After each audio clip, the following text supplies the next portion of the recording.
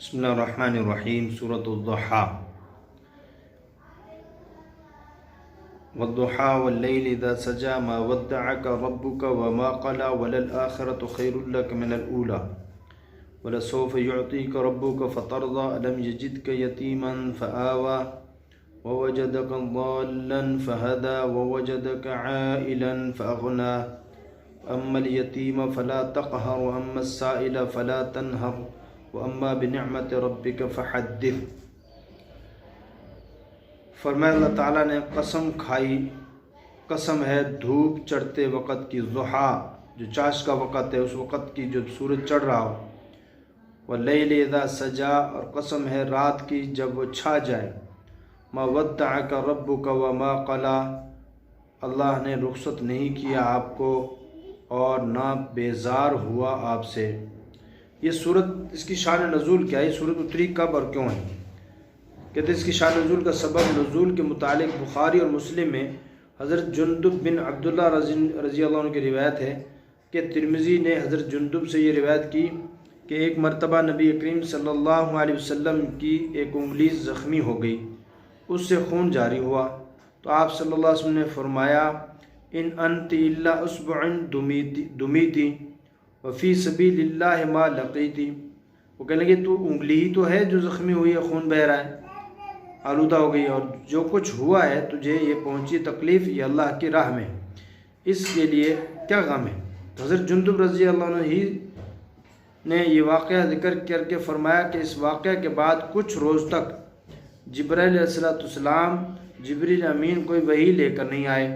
اس پر مشرکین کہنے لگے کہ وہ طعنہ دینے لگے کہ محمد صلی اللہ علیہ وسلم کو اس کے خدا نے چھوڑ دیا ہے،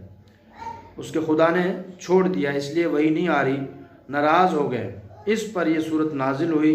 صورت ضحیٰ، کہ اللہ پاک نے جو ہے قسم کھا کے فرمائی ما ودعک ربک وما قلی، نہ تو تیرے رب نے تجھے چھوڑا رخصت کیا اور نہ ہی تجھ سے بیزار ہے، یہ آیت اتاری۔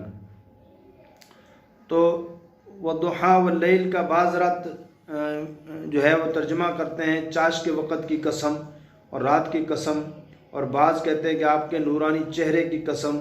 اور لیل سے مراد آپ کی کالی زلفیں ہیں،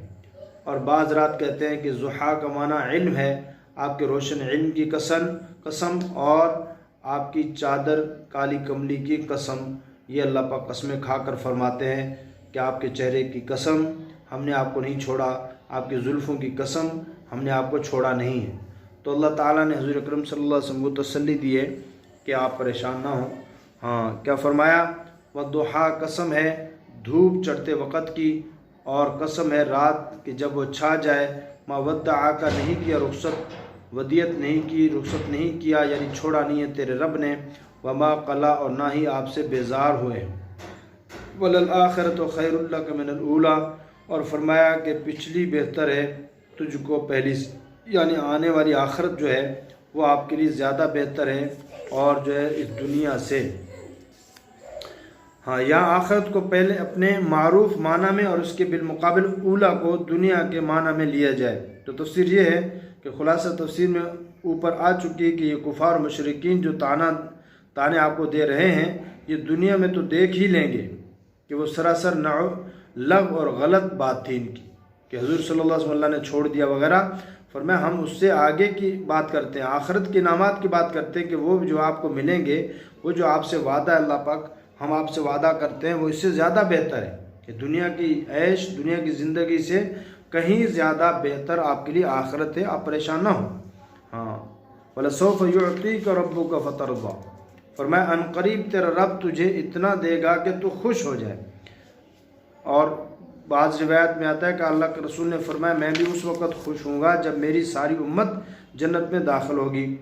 تو فرمایا کہ یعنی آپ کا رب آپ کو اتنا دے گا کہ آپ راضی ہو جائیں۔ اس میں حق تعالیٰ نے یہ متعین کر کے نہیں بتلایا کہ کیا دیں گے، اس میں اشارہ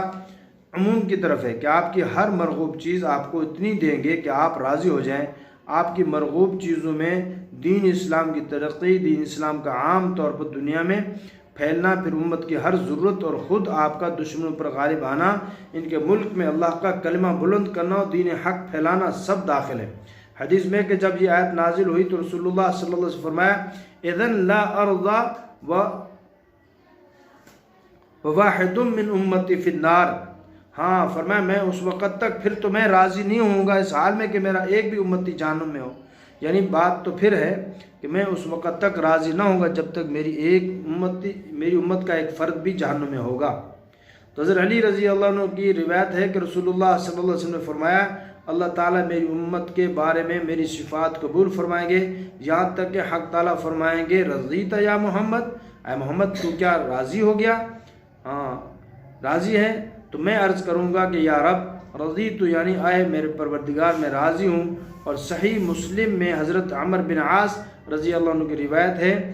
کہ ایک روز رسول اللہ صلی اللہ علیہ وسلم نے وہ آیت تلاوت فرمائی جو حضرت ابراہیم علیہ السلام کے متعلق ہے، فمن تبعنی فإنی انہ منی ومن عصانی فإنک غفور رحیم۔ پھر دوسری آیت تلاوت فرمائی جس میں حضرت عیسیٰ علیہ السلام کا قول ہے ان تعذبہم فإنہم عبادک۔ پھر آپ صلی اللہ علیہ وسلم نے دعا کے لیے دونوں ہاتھ اٹھائے اور گریہ زاری شروع کی اور بار بار فرماتے تھے اللہم امتی امتی، اللہم امتی امتی۔ حق تعالیٰ نے جبرائیل امین کو بھیجا کہ آپ سے دریافت کریں کہ آپ کیوں روتے ہیں، اور یہ بھی فرمایا کہ اگرچہ ہمیں سب معلوم ہے، جبرائیل امین آئے اور رسول اللہ صلی اللہ علیہ وسلم سے سوال کیا، آپ نے فرمایا میں اپنی امت کی مغفرت چاہتا ہوں۔ حق تعالیٰ نے جبرائیل امین سے فرمایا پھر جاؤ اور کہہ دو کہ اللہ تعالیٰ آپ سے فرماتے ہیں کہ ہم آپ کو آپ کی امت کے بارے میں راضی کر دیں گے اور آپ صلی اللہ علیہ وسلم کو رنجیدہ نہیں کریں گے۔ ہاں یہ وَلَسَوْفَ يُعْطِيكَ رَبُّكَ فَتَرْضَىٰ، کہ ہم آپ کو راضی دیں، اتنا دیں گے کہ آپ راضی ہو جائیں۔ أَلَمْ يَجِدْكَ يَتِيمًا فَآوَىٰ، اللہ پاک فرماتے کیا بھلا آپ کو یاد نہیں ہے کہ ہم نے آپ یجد کا پایا نہیں، آپ کو یتیمی حالت میں ہم نے پھر جگہ دی، اور وَوَجَدَكَ ضَالًّا فَهَدَىٰ، اور پایا تجھ کو بھٹکتا ہوا پھر راہ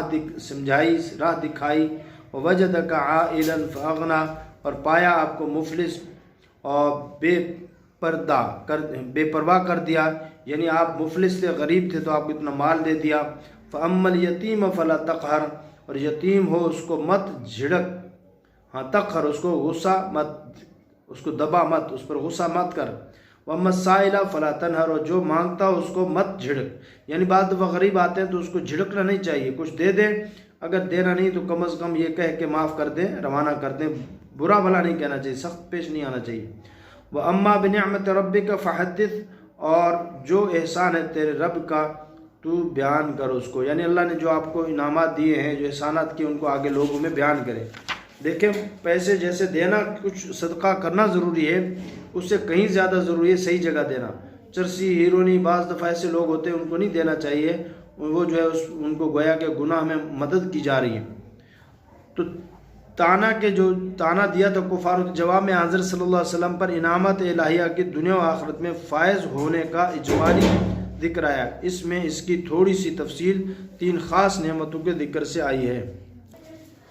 فَأَمَّا الْيَتِيمَ فَلَا تَقْهَرْ، کہ کسی یتیم وغیرہ کو جھڑکے نہیں، اس پر اپنا تسلط نہ رکھیں، اس کو مجبور اور دبا کے رکھنا، اس کی زندگی ایسے نہ بنائیں، مال اس کا کھا گئے وغیرہ وغیرہ۔ اور اسی طرح فرمایا دوسرا حکم ہے وَأَمَّا السَّائِلَ فَلَا تَنْهَرْ، تنہر نہر سے ہے، مشتق ہے کہ معنی زجر اور جھڑکنے کے ہیں، اور سائل کے معنی سوال کرنے والا، اس میں وہ بھی داخل ہے کہ جو کسی مال کا سوال کرے اور وہ بھی جو علمی تحقیق کا سوال کرے، دونوں کو جھڑکنے ڈانٹنے سے حضرت صلی اللہ علیہ وسلم کو منع فرمایا گیا۔ بہتر یہ سائل کو کچھ دیر رخصت کرے اور دے کر رخصت کرے، نہیں دے سکتا تو نرمی سے ادھر کر دے۔ اسی طرح کسی علمی مسائل کا سوال کرنے والا جواب بھی سختی اور بدخلقی سے نہیں دینا چاہیے۔ سمجھ آ رہی؟ تو صحیح طریقے سے اچھے انداز سے اگلے کو وہ کیا جائے۔